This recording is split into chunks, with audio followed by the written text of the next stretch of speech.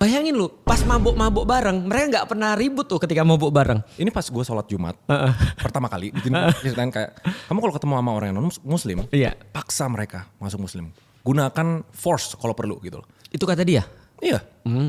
Dan itu kayak, sebenarnya balik lagi kan, sebenarnya bukan agamanya yang bikin gue nggak kayak serak waktu itu. Iya. Perspektifnya sama, nggak serak sama agama karena orang-orang beda-beda orang punya beda-beda value dan mereka mentranslate-nya tuh jadi kayak kok ini bukan yang seperti diajarkan sama agama. Betul.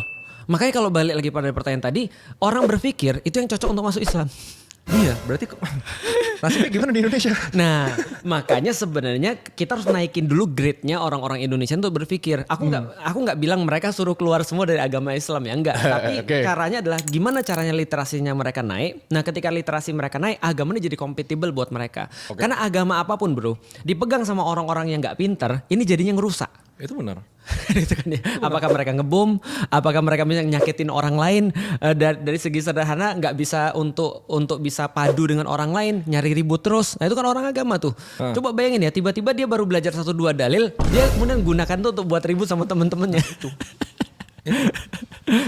Itu problemnya tuh. Kalau habis pintar ya, oke itu kalau itu mah PR panjang banget sih. PR panjang di banget. Indonesia tuh panjang banget bikin orang pintar. Lu mau tahu cerita lucu?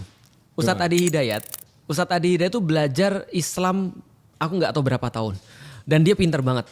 Artinya dia bisa inget seluruhnya itu bahkan sampai baris keberapa di halaman berapa. Itu hafalannya sampai di titik itu tuh. Nah itu Ustadz Adi Hidayat tuh. Dia belajar ya taruhlah kalau S1 5 tahun ya, 4 tahun 5 tahun. S2 misalnya taruhlah sekitar 2-3 tahun.